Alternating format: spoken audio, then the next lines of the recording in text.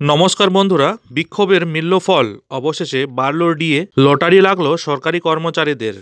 হ্যাঁ বন্ধুরা, এমনই একটি খবর প্রকাশিত হয়েছে একটি দৈনিক পত্রিকাতে। সম্পূর্ণ বিষয়টি আলোচনা করব এই ভিডিওর মাধ্যমে, তাই ভিডিওটি স্কিপ না করে শুরু থেকে শেষ পর্যন্ত অবশ্যই দেখবেন এবং চ্যানেলে নতুন হলে চ্যানেলটিকে সাবস্ক্রাইব করে বেল আইকনটি বাজিয়ে অল নোটিফিকেশন অন করে দেবেন।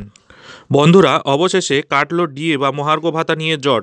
2024 সালের লোকসভা ভোটের আগে অবশেষে লক্ষ লক্ষ সরকারি কর্মচারীদের মুখে হাসি ফোটালেন মুখ্যমন্ত্রী। নতুন বছর শুরু হওয়ার আগেই বাড়িয়ে দিলেন ডিএ। মহার্ঘ ভাতা বৃদ্ধির দাবিতে বিগত বেশ কিছুদিন ধরে আন্দোলনে সামিল হয়েছিলেন সরকারি কর্মচারীরা।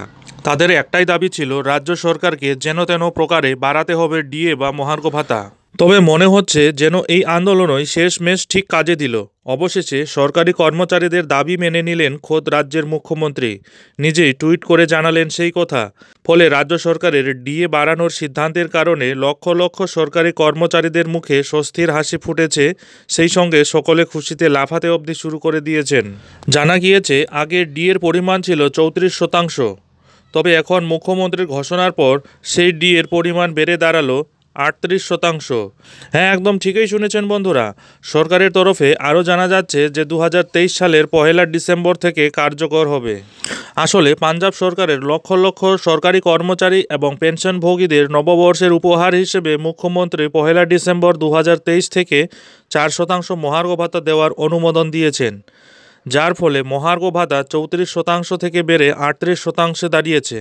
সোমবার পাঞ্জাব ভবনে মুখ্যমন্ত্রীর বৈঠকে এই সিদ্ধান্ত নেওয়া হয়। তিনি বলেন, কর্মচারীরা প্রাদেশিক প্রশাসনের একটি গুরুত্বপূর্ণ অংশ এবং তাদের স্বার্থ রক্ষা করা সরকারের প্রধান অগ্রাধিকার।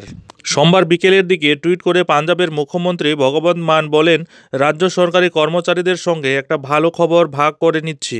আমরা রাজ্য সরকারি কর্মচারীদের নয়া বছরের উপহার দিতে চলেছি।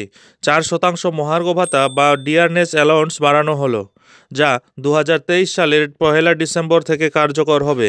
শুধুমাত্র ডিএ না, বেশ কিছু শূন্যপদে নিয়োগ অবধি করা হবে, এমনকি অনেকের পদোন্নতি অবধি করা হবে বলে জানিয়েছেন তিনি।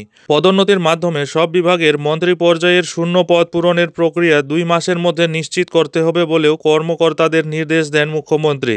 তিনি এপিসি স্কিম পুনরুদ্ধার সহ কর্মচারীদের অনেক অমীমাংসিত দাবি সমাধানের জন্য একটি কমিটি গঠনেরও ঘোষণা করেন। কর্মচারীদের আশ্বস্ত করেছেন যে রাজ্য সরকার তাদের কল্যাণের জন্য সম্পূর্ণ প্রতিশ্রুতিবদ্ধ এবং এই বিষয়ে সমন্বিত প্রচেষ্টা করা হবে। জানা গেছে, গতকাল সোমবার পাঞ্জাব স্টেট মিনিস্ট্রিয়াল সার্ভিস ইউনিয়নের প্রতিনিধিদের সঙ্গে বৈঠকের পরে ডিএ বৃদ্ধির মতো গুরুত্বপূর্ণ ঘোষণা করেন রাজ্যের মুখ্যমন্ত্রী। তিনি বলেন, পাঞ্জাবকে প্রতিটি ক্ষেত্রে নেতা হিসাবে গড়ে তুলতে রাজ্য সরকারের কর্মকর্তারা অনুঘটক হিসেবেও কাজ করেন। তিনি আরও বলেন, পাঞ্জাব সরকার সার্বিক উন্নয়ন এবং জনগণের সমৃদ্ধির জন্য নিবেদিত। পাঞ্জাবের মতন রাজ্যে ডিএ তো বাড়ল, কিন্তু বাংলার সরকারি কর্মচারীদের কপাল এখনও ফেরেনি। কয়েকশো দিন ধরে তারা আন্দোলন দেখিয়ে যাচ্ছেন, তারপরেও নিরাশাই হয়েছেন। এখনও অবধি কোনো রকম ডিএ বাড়ানোর ঘোষণা অবধি করেননি বাংলার মাননীয় মুখ্যমন্ত্রী মমতা বন্দ্যোপাধ্যায়। সেই নিয়ে দিনে দিনে আরও বাড়ছে ক্ষোভ। কবে বকেয়া ও কেন্দ্রীয় হারে ডিএ মিলবে বা আদৌ মিলবে কিনা, সেই নিয়ে বারবার উঠছে প্রশ্ন।